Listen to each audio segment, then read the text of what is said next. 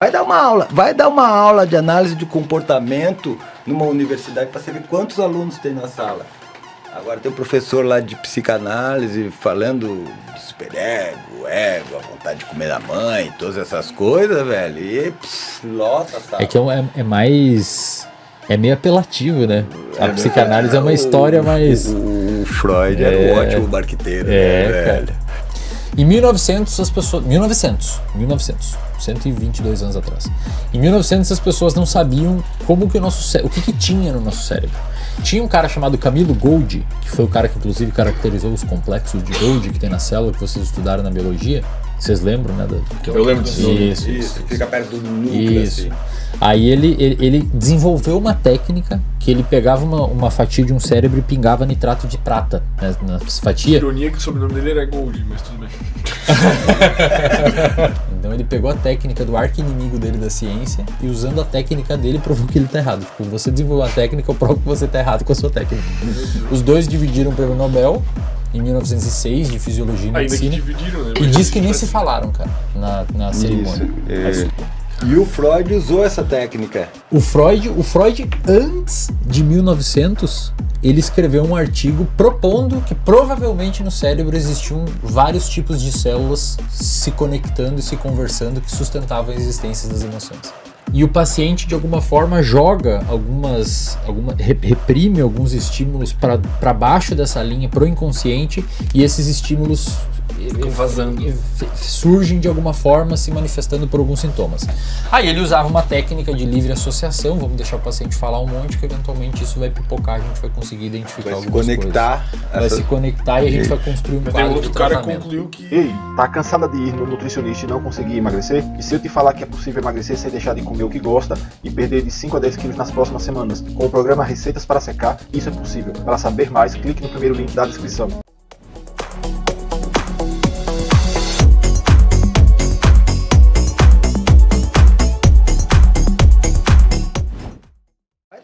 Vai dar uma aula de análise de comportamento numa universidade para você ver quantos alunos tem na sala. Agora tem um professor lá de psicanálise falando de superego, ego, a vontade de comer da mãe, todas essas coisas, velho. E lota a sala. É que é mais... É meio apelativo, né? A psicanálise é uma história mais... O Freud era um ótimo marqueteiro, né, velho? Cara. O Freud soube fazer a polêmica. O Freud foi o primeiro cara que vendeu o cima do cancelamento. O Freud foi altamente. O Freud hoje seria altamente cancelado. A gente tem um corte aí com o Twin, que é o Freud seria um TikToker hoje em dia. Exato, cara, exatamente. Deve ser o Breyer. Eu acho que o Freud seria um neurocientista hoje. Eu diria que o Freud não seria um freudiano. Não seria um freudiano. Não dá pra falar esse tipo de coisa, né? Obviamente uma anedota, né? Mas eu acho que o Freud foi um cara que se esbarrou nos limites das neurociências da época. E ele tentou e chutou bonito algumas coisas ali, cara. Ele tem um artigo que ele estruturou dois tipos de conhecimento lá que a neurociência veio mostrando depois. Primeiro, antes do Santiago Ramon y Cajal, que era um cara que delimitou o que chama de doutrina neuronal. Usando nitrato de prata. De prata, que foi o inimigo científico dele que criou, que foi o Camilo Golgi. Assim, basicamente assim, vamos explicar aqui. Em 1900, as pessoas... 122 anos atrás. Em 1900, as pessoas não sabiam como que o nosso cérebro... O que tinha no nosso cérebro. Tinha um cara chamado Camilo Golgi, que foi o cara que inclusive caracterizou os complexos de Golgi que tem na célula, que vocês estudaram na biologia. Vocês lembram, né? Eu lembro disso. Isso, fica perto do núcleo, assim. Aí ele desenvolveu uma técnica que ele pegava uma fatia de um cérebro e pingava nitrato de prata, né, na fatia. Ironia que o sobrenome dele era Gold, mas tudo bem. É Golgi. É Golgi, não de ouro. G-O-L-D. Não de ouro. Mas a sonoridade foi boa, era foi boa. A função desse comportamento era boa. O Camilo Silver. Ele desenvolveu essa técnica que permitia, até então se tentavam colorir as células e olhar no microscópio, mas coloria muitos neurônios e não tinha muito uma noção de como delimitar a estrutura da célula e tal, nessas técnicas de histologia. O Camilo Golgi, ele defendia que o cérebro era composto por uma rede de neurônios. Como se fosse um grande neurônio. Existia um outro cara, um espanhol, chamado Santiago Ramón y Cajal. Ele é um cara só, não é dois. É Santiago Ramón y Cajal é um só, não é o Santiago Ramón e o Cajal. O Santiago Ramón y Cajal falava, não, o nosso cérebro tem vários neurônios que se comunicam por meio de sinapses, que foi um termo cunhado mais ou menos na mesma época por um cara chamado Charles Sherrington. Quem que estava certo? Ninguém sabia na época quem estava certo. O Santiago Ramón y Cajal provou que o cérebro tem vários neurônios, desmentindo Golgi, usando a técnica do Golgi. Então ele pegou a técnica do arqui-inimigo dele da ciência e usando a técnica dele provou que ele está errado. Tipo, você desenvolveu uma técnica, eu provo que você está errado com a sua técnica. Os dois dividiram o prêmio Nobel em 1906 de Fisiologia e Medicina. Ainda que dividiram, né? E diz que nem se falaram, cara, na cerimônia. A história conta que eles não se falaram. Foi uma guerra assim bizarra entre os dois. E o Freud usou essa técnica. O Freud, antes de 1900, ele escreveu um artigo propondo que provavelmente no cérebro existiam vários tipos de células se conectando e se conversando que sustentavam a existência das emoções. Antes dos caras provar isso, velho. Então ele acompanhava, ele era um neurologista, né, cara? O Freud, neurologista, contribuiu muito. O problema é que, como psicanalista, ele explodiu a carreira dele. Ele sugeriu num artigo também, cara. Explodiu a carreira é um termo muito pra usar com o Freud. Ele sugeriu também num artigo que existia ele falou assim, muito provavelmente as emoções ou os comportamentos ou a manifestação de algum traço deve se fortalecer em algum lugar do cérebro por meio de alguma coisa parecida com repetição. Em 1970 e alguma coisa, os caras caracterizaram um processo chamado de long-term potentiation, ou potenciação de longa duração, que foi exatamente o que o Freud propôs. No corno de Amon. Sem tirar nem pôr. Mas ele errou muito também? Ele escreveu coisas que na época alguém ia escrever se não fosse ele. Perfeito. Sobre sexualidade. Alguém ia escrever aquilo se não fosse ele. Ele estava demandando. Tem um cara. Você não respondeu a pergunta. Tem um cara. Um cara aqui da. Já fiz demais aqui. Tem um cara aqui da Universidade Federal. Ele foi professor e acho que foi diretor de departamento da Faculdade de Letras em Alemão, da USP, que é o Pedro Tavares Branco, um cara que eu gosto muito, amigo meu, psicanalista de mão cheia. E ele tem um livro onde ele analisa um escritor contemporâneo de Freud. De novo, esqueci o nome, daqui a pouco eu vou lembrar o nome. E ele mostra que a mesma ideia de interpretações de sonho que estavam presentes nos textos de Freud também estavam presentes no texto desse autor, Schnitzler. Certo? E é muito legal, porque aí a gente pega o que o pessoal chama de Zeitgeist, né? Que nada mais é do que as conexões sociais, como que nós somos, de certa forma, atravessados pelas crenças, né, que são comuns a todos nós, né? À época, né? E é muito legal, e é isso que ele está falando. Então, se o Freud não falasse, alguém talvez um pouquinho diferente, mas falaria. Aquele ambiente estava propiciando essas descobertas. Estava demandando. Igual hoje a gente fala sobre os fenômenos de internet e metaverso. Alguém tem que falar sobre isso. Alguém vai falar porque demanda esse tipo. Vai falar alguma coisa errada. Quem que é a linha de frente hoje, tipo, da neurociência, assim? Quem que é o Freud atual, cara, assim? depende. Ou não tem um... Aquela mulher que vocês falaram antes. Isso é muito legal. Isso é muito legal na TCC e na neurociências, porque você não tem um autor, é um conjunto, você tem um conjunto de pessoas que vai adaptando esses comportamentos às necessidades. Então o cara vai lá e pega um monte de conhecimento e diz, não, vou usar isso daqui para tratar transtorno de personalidade. Aí junta isso e cria um tratamento. Então você não tem um expoente, não tem um cara que você diga, não, esse cara é... Pô, era mais massa antes. O cara é tipo o astro da... Cara, e pensa assim, ó, depois que o Santiago Ramón y Cajal caracterizaram a doutrina neuronal, mostrando, e o Camilo Golgi também contribuiu, né? Mostrando que o cérebro é composto por vários neurônios, isso em 1900. 1940, mais ou menos, teve um boom dos estudos em genética, onde começou-se a se mostrar, tanto é que em 1951 ou 52 o Watson e Crick publicou na Nature a estrutura do DNA. Né? Foi talvez o artigo de maior impacto nessa área da história do século passado. Então, década de 40, 50, houve um boom dos estudos em genética, onde começou a se mostrar que, familiares tende a aumentar uma prevalência de um transtorno dentro da família, se o cara já tem. Então, veja, a gente já sabia mais ou menos como que o cérebro funcionava, o que tinha no cérebro, começou a entender que existia uma genética também envolvida.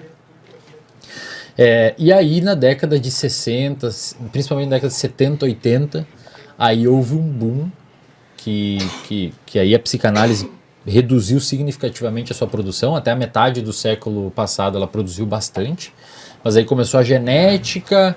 Em 1952, um cara chamado Hans Eysenck, ele publicou uma meta-análise na época mostrando que, foi bem impactante esse dado, mostrando que a simples passagem do tempo era tão eficaz quanto as terapias freudianas existentes na época. Isso rolou um alvoroço na comunidade científica da época. Inclusive o Aaron Beck, que é um dos pais da psicologia cognitiva, da terapia cognitiva comportamental, ele era um psicanalista. Ele tentou fazer vários estudos caracterizando, entrando no inconsciente do paciente para ver o que o Freud basicamente dizia, né? O Freud tem uma literatura enorme, mas ele dizia assim, existe uma linha, bem basicamente, tá? Existe uma linha entre consciente e inconsciente, e o paciente de alguma forma joga reprime alguns estímulos para baixo dessa linha, pro inconsciente, e esses estímulos ficam vazando, surgem de alguma forma, se manifestando por alguns sintomas. Aí ele usava uma técnica de livre associação, vamos deixar o paciente falar um monte, que eventualmente isso vai pipocar, a gente vai conseguir identificar algumas coisas. Vai se conectar e a gente vai construir um quadro de tratamento. Mas outro cara concluiu que o Aaron Beck, ele basicamente falou assim, bom, se o Freud falava que o problema está no inconsciente, e ele tem um livro chamado Interpretação dos Sonhos, que mostra que talvez a gente acesse o inconsciente da pessoa pelo sonho, então eu vou desenhar um estudo e vou tentar olhar o sonho das pessoas com depressão e com ansiedade. E ele fez isso. Só que o que ele concluiu? Ele concluiu que, primeiro, pessoas com depressão e com ansiedade não necessariamente têm sonhos deprimidos e ansiosos, sonham coisas normais. E pessoas saudáveis sonham muitas vezes com coisas depreciativas ou que geram ansiedade. Então, bom, talvez não é pelo sonho que a gente acessa o inconsciente. Mas o Aaron Beck, ele viu um padrão na realidade, que as pessoas com depressão, elas normalmente têm uma visão muito depressiva delas mesmas e do mundo. E aí ele começou a criar a terapia cognitiva. É a tríade negativa do Beck. Exatamente. Uma visão negativa de si mesmo, uma visão negativa do mundo e uma visão negativa do futuro. Exatamente. E na verdade ele pegou o conceito da epistemologia. Quando a gente fala de epistemologia, a gente fala do conhecimento que a gente gera da gente, do mundo, e como que a gente usa esse conhecimento para se projetar para o futuro. E em 1977, tentando suprir essas ideias de terapia não ter efeito e ser a mesma coisa que a passagem do tempo, o Aaron Beck desenvolveu a terapia cognitiva, onde ele basicamente queria criar um protocolo para tratar pacientes com depressão. Ele desenhou um estudo usando terapia cognitiva ou antidepressivo, e foi o primeiro estudo na história, e foi um marco para a psicologia gigantesco. Esse estudo basicamente rompe uma era ali de estudos. Que foi o primeiro estudo que mostrou que uma terapia da falando, foi melhor que o uso de um antidepressivo químico. Cara, mas por que existe psicanálise ainda? Porque ela funciona. Ela funciona por função. Mas se o Aaron Beck não, comprovou que em inúmeros casos... Mas por que existe terraplanista? Tem gente que acredita. Reforça a existência daquilo. Mas tem uma coisa aí que a gente precisa falar, porque assim, psicoterapia é uma coisa, Meu Deus, a análise é outra. Acabou com os caras da psicanálise. A psicanálise ela pode ser usada como uma forma de psicoterapia.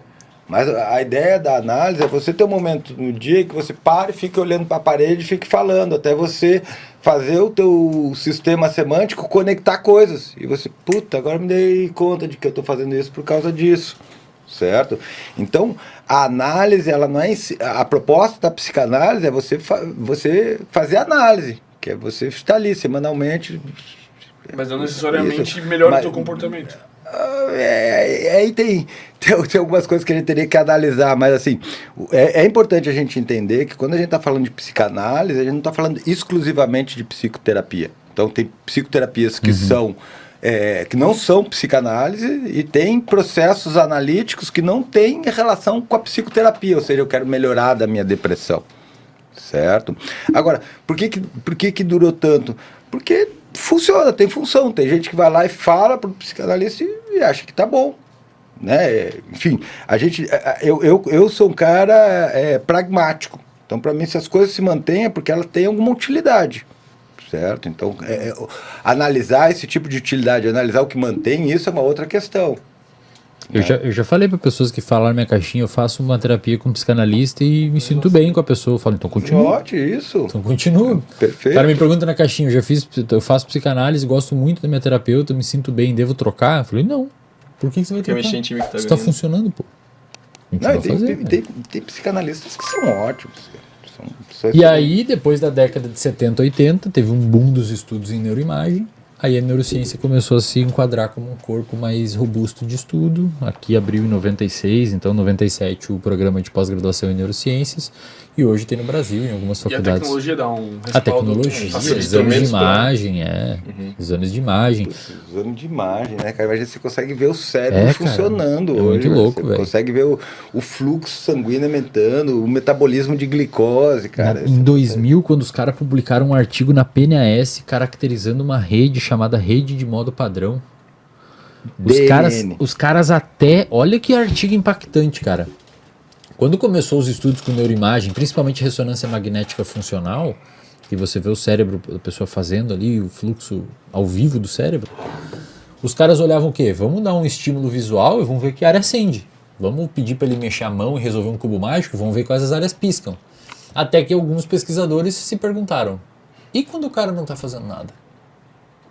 Quando ele está viajando?